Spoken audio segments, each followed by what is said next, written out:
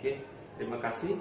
Terkait dengan permintaan dari Kepala Sekolah SMK Perbankan Alumnika Palembang tentang penilaian aset, hubungannya dengan dunia industri, hubungannya dengan manfaat bagi siswa ataupun bagi guru. Sebelum perkenalkan, nama saya Rahmat Guntoro, saya seorang praktisi di bidang penilaian. Kali ini saya akan memberikan tanggapan ataupun uraian tentang pentingnya materi penilaian seperti ini kepada dunia industri terlebih dahulu.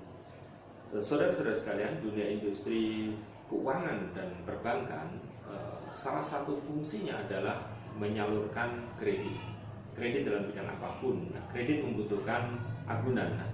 Agunan itu perlu sebuah nilai. Nilai itu apa? Mungkin nanti Bapak dan atau Ibu gurunya menjelaskan tentang teknisnya. Membutuhkan sebuah nilai, angka. Angka itu sebuah taksiran atau sebuah prediksi atau sebuah pendapat dari seorang penilai. Nah, untuk memberikan agunan kepada pihak pemberi kredit, siswa menurut informasi dari kepala sekolah diberikan materi tentang bagaimana cara menilainya. Jujur di sini saya bangga bahwa sekolah itu bisa mengajarkan seperti ini. Padahal ini di dalam dunia praktek ini sudah relatif jarang untuk orang bisa melakukannya. Nah, dan informasi yang kami terima bahwa siswa akan diajarkan tentang bagaimana menilai agunan kendaraan bermotor. Manfaat bagi siswa sendiri ketika dia nanti masuk di dunia kerja, dia nanti akan langsung running, paham. Gampangnya saja, dunia kerja untuk anak-anak SMK, katakanlah dia masuk ke lembaga keuangan mikro, kemudian masuk ke leasing misalnya gitu. Ketika ditanya saya gadaikan atau saya agunkan motor tahun sekian, merek ini, dia langsung running, langsung bisa mengerjakan. Oh, nilainya sekian, misalnya katakanlah nilainya adalah gampangnya 10 juta rupiah nilai dari tafsiran si anak tadi. Kemudian pihak leasing memberikan dari nilai 10 juta berapa kredit yang diberikan. Nah, skill ini perlu dibangun dan perlu diberikan kepada siswa saya kira, dan ini luar biasa, saya bangga anak-anak diberikan seperti ini. Kemudian setelah dia tahu, punya skill, punya pengetahuan, punya keterampilan di bidang seperti ini, penilaian ini, saya kira tidak hanya bidang leasing, bidang apapun termasuk mungkin gadai atau apa bisa dikembangkan sendiri dan anak-anak bisa langsung praktek. Baiklah, kepada sekolah mungkin ini perlu dikembangkan kurikulum ataupun pemberian materi kepada siswa yang spesifik, yang bisa langsung dimanfaatkan di dunia kerja. Kemudian bagi guru-guru teruslah belajar bahwa dunia praktek ini sangat luas, dan saya bangga guru-gurunya bisa seperti ini gitu. Padahal ini sesuatu yang langka. Saya coba tadi saya kembangkan dan saya sampaikan ke Bapak Ibu gurunya tentang penting sekali manfaat seperti ini. Saya ambil contoh aja di dunia IT, di dunia aplikasi saat ini banyak sekali orang langsung online, dan nanti mungkin siswa akan diajarkan langsung online seperti apa, mungkin untuk tahap berikutnya ya. Saya ambil contoh begini, ketika orang mau ajukan kredit, orang nggak zamanan lagi ribet-ribet. Misalnya begini, harga OTR-nya berapa, siswa nanti bisa langsung nilai, masukkan di sebuah aplikasi. Kalau ini memberikan kredit uang muka, atau kalau tadi kan tujuan untuk kredit ya, ini saya anggap saja untuk jual beli leasing gitu ya, uang muka dan semuanya langsung online, disetujui atau tidak gitu. Dan sekali lagi saya salut ya, anak-anak bisa diajarkan kayak gini. Mudah-mudahan ini bermanfaat buat gurunya, buat sekolahnya, dan utamanya buat siswanya dalam menghadapi dunia kerja. Sekali lagi sukses, dan mudah-mudahan menurut informasi dari kepala sekolahnya dalam rangka sebuah kompetisi, saya kira ini sangat bermanfaat dan membawa sesuatu yang berbeda bagi anak-anak tadi, punya skill khusus. Dan sekali lagi terima kasih, saya tutup, sukses selalu buat kita semuanya.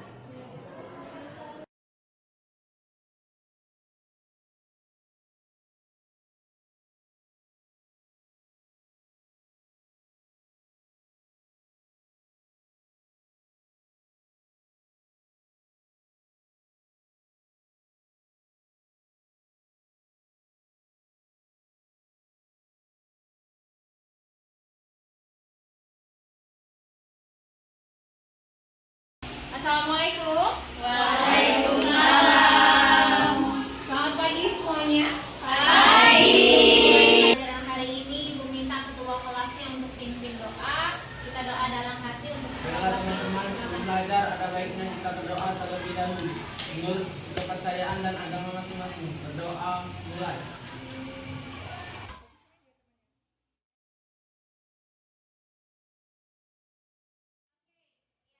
Sudah baca doa, ya semuanya sudah pada masuk. Hari ini Ibu akan menjelaskan tentang pelajaran leasing, yaitu materi agunan kendaraan roda 2.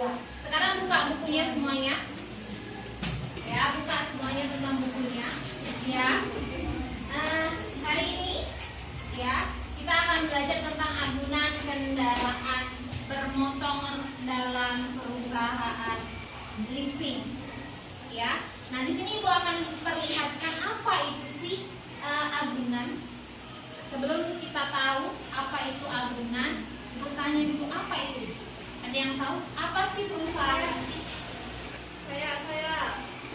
Rina. Leasing merupakan suatu perusahaan yang membiayai barang modal. Suatu perusahaan yang membiayai barang modal. Ada yang bisa melengkapi lagi selain Rina? Dela. Leasing adalah suatu kegiatan pembiayaan berupa barang modal yang pembayaran dilakukan secara berkala atau angsuran dengan periode tertentu atau jangka waktu tertentu dengan menggunakan dua sistem, yaitu tanpa hak opsi dan dengan hak opsi. Oke, ya. Jadi, oke. Tadi kita sudah dengar pendapat dari Rina, lalu kita dengar juga pendapat dari si Dela. Ya, jawaban Rina dan Dela itu sebenarnya sama, ya. Tapi kita ingin lihat dampaknya apa sih? Oke, jadi perusahaan leasing adalah suatu perjanjian penyediaan barang modal yang digunakan untuk suatu jangka waktu tertentu. Nah, di sini perusahaan leasing ada yang namanya Adira Dinamika, ada yang namanya Busan Auto Finance, ada Wahana Otomagia Multi Art Tbk atau Wong Finance. Nah, di sini ini adalah contoh perusahaan leasing yang ada di Palembang. Nah, apa kalian pernah lihat perusahaan leasing selain yang ada di sini? Apa? Credit Oke, Credit Plus. Lalu apa lagi? PFI. Lalu apa lagi? Wana Finance. Lalu ada apa lagi? Pernah lihat dana tunai? Jaminan BPKB. Pernah tahu? Ya, dana tunai untuk jaminan BPKB itu juga termasuk ke dalam perusahaan leasing. Dalam artian ketika kita ingin meminjam suatu uang, ya itu butuh dana kan? Ketika kita ingin pinjam suatu uang, kita ingin pinjam uang, ya kita harus ada yang namanya jaminan. Apa jaminannya? Jaminannya apa? Kalau misalnya ada slogan dana tunai, butuh dana tunai, cukup sediakan BPKB. Berarti jaminannya apa? Jaminannya apa? Surat BPKB. Nah, di situ dalam surat BPKB untuk mengetahui berapa sih nilai pinjaman yang harus kita terima dengan keadaan motor kita itu, kita harus menghitung berapa nilai nominal kredit yang akan kita terima ketika kita ingin pinjam uang. Nah, di sini dalam perusahaan, nah di sini kita lihat, ya, di sini kita ada agunan. Apa itu agunan? Kita lihat di sini. Apa agunan? Ya, jaminan untuk memperkecil resiko yang merugikan. Ya, jadi gunanya adanya jaminan itu adalah untuk memperkecil terjadinya resiko. Resiko apa yang biasa terjadi? Kredit macet. Orang tidak mau bayar itu tidak bisa.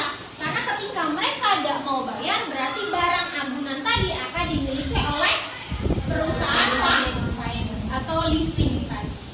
Ya, perusahaan leasing tadi. Nah, di sini ya kita harus menghitung. Di sini akan Ibu ajarkan bagaimana cara menghitung nilai agunan kendaraan kita akan menghitung bagaimana cara atau berapa nilai dari barang agunan yang kita jadikan jaminan. Nah, di sini ya, agunan yang harus dinilai atau analisis pembiayaan kita harus hitung ini menggunakan metode pendekatan data pasar. Ya, jadi kita harus lihat data pasar. Nilainya di pasaran itu berapa. Nah, di sini kita lihat pelaksanaan penilaian itu dinilai atau dilihat dari berbagai faktor. Yang pertama adalah identifikasi penilaian. Kita harus mengidentifikasi berapa nilai dalam suatu barang. Lalu kita harus tahu apa sih tujuan melakukan penilaian. Oke, Dela. Untuk mengetahui nilai suatu barang yang kita miliki dan nilai atau uang yang kita dapatkan dari hasil dari menjaminkan barang tersebut. Oke, untuk mengetahui nilai suatu barang, menurut pendapat Dela adalah untuk menentukan nilai suatu barang. Untuk kita mengetahui berapa sih nominal dari suatu barang tersebut. Ya, benar jawabannya Dela. Lalu penentuan tujuan penilaian. Lalu setelah itu apa lagi? Pengumpulan data awal. Apa sih pengumpulan data awal? Data awal seperti apa? Data apa yang harus dikumpulkan? Ada yang bisa? Ada yang tahu? Apa pengumpulan data awal? Contohnya apa data awal yang harus dikumpulkan yang terpenting dalam memeriksa keadaan kendaraan bermotor itu apa? ST.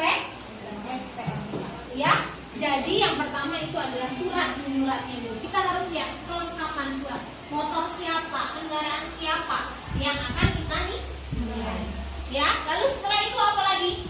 Survei lapangan. Survei lapangan. Nah, di sini survei lapangan itu kita harus melihat kendaraan bermotor, perbandingan kendaraan bermotor yang kita akan nilai dengan kendaraan sejenis lainnya. Lalu apa lagi? Analisis data.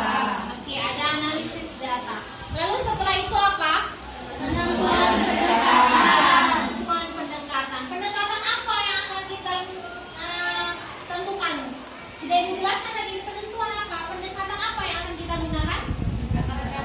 Iya, pendekatan data. Lalu simpulan nilai. Ya, kita harus menyimpulkan berapa sih nilai dari kendaraan bermotor. Lalu apa lagi? Setelah kita simpulkan, setelah kita bandingkan, setelah kita hitung, kita harus laporkan penilaian kita tadi.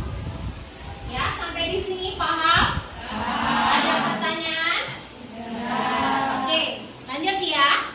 Oke, sekarang ya, lihat ini ada analisis membandingkan, difokuskan pada perbedaan dan persamaan antara unsur-unsur yang mempengaruhi nilai. Nah, di sini lihat ya, kata yang pertama adalah hak kepemilikan. Ya, jadi ketika kita ingin menjaminkan suatu kendaraan, kita harus tahu milik siapa itu. Benar-benar kendaraan bermotor dia atau bukan. Jangan sampai nanti ketika ditagih ternyata bukan motor saya, terserah. Mau diambil mau tidak terserah silakan. Karena bukan kendaraan dia. Lalu lihat motivasi penjual dan pembeli. Ya, ada motivasi dan ada keinginan dan untuk membayar. Ada keinginan dan untuk menjual. Ya. Lalu apa lagi? Ya, jadi di sini ketika kita ingin menjaminkan sesuatu, kita harus lihat dulu ya jangka waktu pembiayaannya. Lalu apa lagi?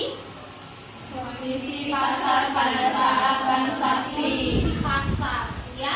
Jangan bukan pasar tradisional, bukan. Maksudnya adalah kondisi ekonomi saat ini. Gimana kondisi nilai jual ketika kita membeli atau menjual barang. Lalu apa lagi? Ukuran. Lalu ada apa lagi? Lokasi. Kita harus lihat dulu kendaraan yang kita jaminkan atau orang jaminkan. Kita harus nilai kendaraan itu lokasinya di mana.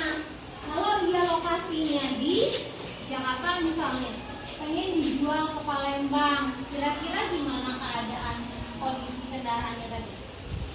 harganya seperti apa perhitungannya?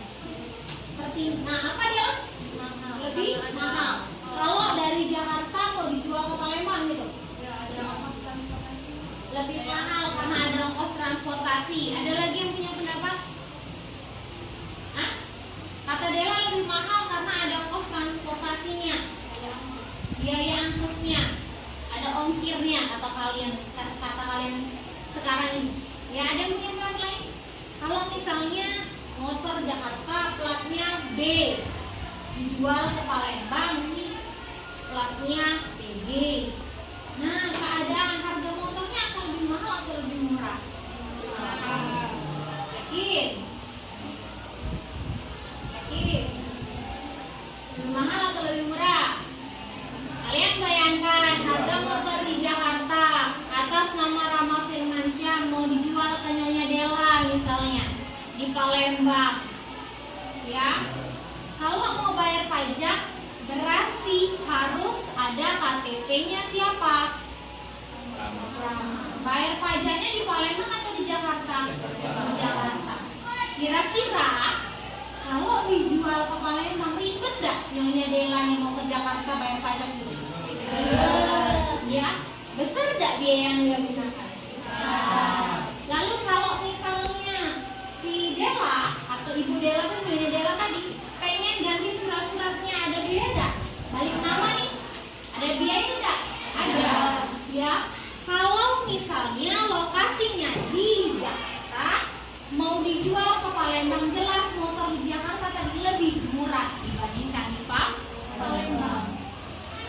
Ya, lebih murah karena banyak. Ketika pengen pindah ke Palembang, surat-suratnya harus dirubah. Ya, nah perubahan surat-surat tadi butuh biaya. Itu makanya kalau motor Jakarta kalau harus dijual ke Palembang harganya lebih, ya, jadi bukan lebih mahal. Lalu ada ciri-ciri ya. Lalu setelah itu apa? Karakteristik sepeda motor untuk sepeda motor yang menghasilkan pendapatan. Ya, kalian lihat karakteristiknya. Oke? Nah, kita lihat. Nah, ini adalah langkah-langkah penilaian. Ya, yang pertama adalah mengumpulkan data-data pembanding. Ya, jadi kalian harus kumpulkan data-data properti pembanding. Lalu yang kedua adalah melakukan verifikasi terhadap properti pembanding. Oke, melakukan verifikasi terhadap properti pembanding. Yang ketiga adalah menetapkan satuan pembanding. Menetapkan satuan pembanding. Yang keempat, menetapkan unsur pembanding. Oke, yang kelima, melakukan penyesuaian antara sepeda motor pembanding dengan objek penilaian. Lihat nih katanya melakukan penyesuaian. Nah, di sini nanti yang terakhir apa? Melakukan rekonsiliasi terhadap indikasi biaya yang ada. Oke, nah dari langkah-langkah ini kita akan belajar bagaimana cara menghitung nilai pasar wajar kendaraan atau objek yang akan kita nilai. Ya, nah di sini yang pertama ya harus kita lakukan adalah lihat, ini adalah contoh apa ini? Surat apa? STNK. Ya, ada yang punya STNK di sini? Atau nanti kita akan lakukan praktek. Kalian harus pinjam, di sana banyak motor di luar sana. Kalian pinjam STNK teman kalian yang motornya akan kalian nilai. Ya, nah di sini dari STNK kita bisa lihat objek penilaiannya, kendaraan apa. Lalu alamat objek penilaian kita harus lihat di sini ada unsur-unsurnya. Ada nama pemilik, ada nomor polisi, lalu ada apa lagi? Bukti kepemilikan, lalu ada apa lagi? Ada penggunaan dan pendekatan ke. Nah, ini adalah data motor yang kita akan nilai. Lalu gimana sih Bu gimana ya cara menilai kendaraan bermotor? Gimana cara menilai berapa sih nilai harga motor yang kita nilai? Kita akan belajar, Ibu akan perlihatkan kertas kerjanya. Ya. Ibu akan perlihatkan. Ya. Nah, ini kita lihat. Ya, ini adalah laporan penilaiannya adalah kertas kerja. Ya, ini adalah kertas kerja. Di sini ada objek, ada nomor, ada item yang disesuaikan, ada objek yang dinilai. Objek yang dinilai itu adalah surat-suratnya tadi. Ada di slide yang Ibu tampilkan tadi. Ya. Jadi atas nama nyonya siapa tadi? Ya, ini adalah objek yang dinilai. Ya, motornya adalah motor biru. Berarti nanti ketika kita ingin membandingkan, kita akan bandingkan juga dengan tipe motor yang sama-sama motor new. Nah, kita lihat di sini, ya, item yang disesuaikan ini dilihat dari kondisinya. Lihat bodi dan catnya seperti apa. Lalu ban dan pelek. Lalu motor kita itu punya kelebihan atau tidak? Lalu apa lagi? Silinder atau cc-nya. Lalu apa lagi? Mesin. Lalu apa lagi? Pajak surat. Lalu apa lagi? Tahun pengeluaran. Lalu tahun pembuatan. Oke, ada tahun pembuatan. Lalu ada jenis kendaraan. Lalu ada model. Iya, model atau tipe. Lalu ada warna. Terus kondisi fisik, jenis transaksi, daerah, sumber data, tanggal unjuk. Nah, ini adalah item yang kita akan nilai dari kendaraan bermotor, ya. Lalu kita lihat nih objek yang dinilai. Kita lihat kondisi motor kita, ya. Kita akan nilai, misalnya kita akan menilai motor, misalnya safety punya motor Suprafit misalnya, ya. Walaupun dia tidak bisa bawa motor, ya, dia tetap mau nilai motor dia berapa sih nilainya. Nah, sebelum safety menilai, safety harus fotoin dulu, safety harus perhatiin dulu benar-benar gimana sih kondisi bodi dan cat motornya seperti apa. Kalau kondisinya baik, safety tulis baik, ya. Lalu ban dan pelek. Kalau ban dan peleknya misalnya, kalau ban sama peleknya ada dua jenis pelek yang Ibu ketahui, jari-jari sama racing. Biasanya kalau motor bebek itu plat apa namanya, peleknya pelek apa? Jari, ya. Ditulis kalau peleknya jari-jari ditulis jari. Tapi kalau motor aku digantinya pelek racing, berarti ditulis di sini peleknya pelek racing. Lalu kelebihannya ada nggak sih kelebihannya motornya safety? Kalau ada kelebihan standar saja, ditulis standar. Cc-nya berapa cc sih motornya safety? Ya, lalu mesinnya gimana? Surat-suratnya lengkap atau tidak? Itu dilihat dari mana? Dari STNK. Ya, tipenya seperti apa? Warnanya warna apa? Ya, semuanya harus dilihat. Terus lihat katanya Ibu tadi, ya, daerahnya dari mana? Dari Palembang misalnya, ya, berarti Palembang itu. Kondisinya seperti apa? Baik berarti kita pilih. Ya, sesuaikan dengan motor yang ada. Lalu kata Ibu tadi, kita harus membandingkan, kita harus melihat objek yang dinilai dengan pembanding. Kita harus membandingkan motor kita tadi dengan 3 perbandingan. Banding 1, 2, dan 3. Kata Ibu tadi dengan motor dengan motor lihat bodi dan cat. Katanya motor yang satu pembandingnya kabur, sementara kondisi motor kita baik. Dari kabur ke baik, berarti positif atau negatif barang kita. Ya, barang orang kabur, barang kita baik, berarti positif atau negatif? Positif. Maka di sini Ibu buat positif. Nah, untuk tahu Bu 13% itu dari mana? 13% itu bisa dilihat. Kalian lihat bodi dan cat. Berapa sih harga cat? Nah, itu bukan kami tidak tahu berapa harga cat misalnya. Ya, kalian bisa melakukan survei di lapangan, tanya di bengkel, datang aja ke bengkel, kakak nanya berapa sih kak harga cat motor. Nah, kalian harus lihat, kalian harus bandingkan berapa persen perbandingan. untuk menjadi lebih baik. Ya. Lalu peleknya atau ban sama peleknya. Kalau di sini racing, bandingannya itu racing. Jadi dari racing ke racing hasilnya positif. Ya, sama nilainya. Ya, sama-sama racing. Tidak ada pembedanya antara objek yang dinilai dengan pembanding. Maka nilainya adalah 0%. Kelebihan, lihat standar dengan standar. Sama-sama standar. Berarti tidak ada kelebihan, tidak ada kekurangan. Maka dalam persen ini jadinya 0. Silinder, lihat. Motor objek yang kita nilai silindernya 103 atau cc-nya itu 103. Pembanding kita 115. Ini bandingannya berapa? Kita buat pembandingnya, persentasenya. Lihat, dari 113 ke 115 berarti cc kita lebih baik atau lebih buruk? Buruk. Maka hasilnya minus. Sampai di sini paham? Ya, jadi kita lihat kondisi fisik motor kita.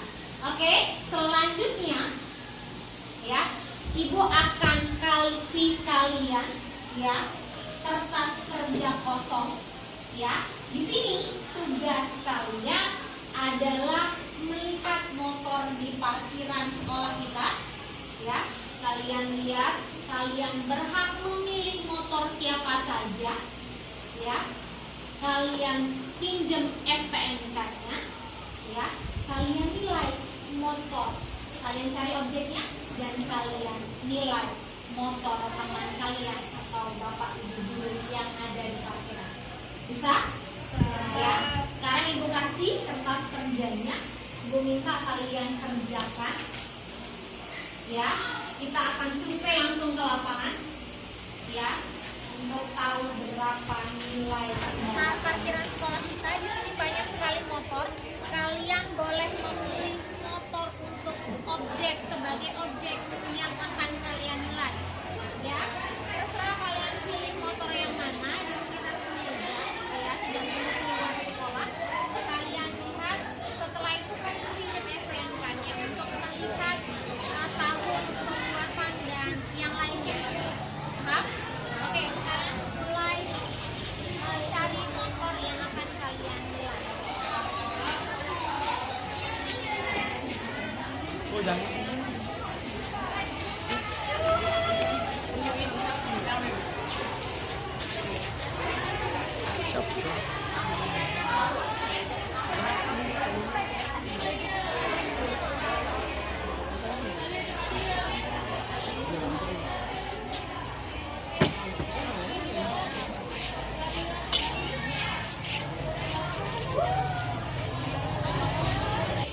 Bodi sama catnya gimana? Baik. Badan racing. Kelebihannya standar. Silindernya itu 135 cc. Dilihat dari mana? STNK. Oke, dilihat dari STNK. Nah, mesinnya baik. Nah, tahun pembuatannya dilihat dari mana? STNK Ya. 2013. 2013. Berarti ditulis di situ. Tahun pembuatannya 2013. Jenis kendaraan bermotor roda 2 kan? Iya.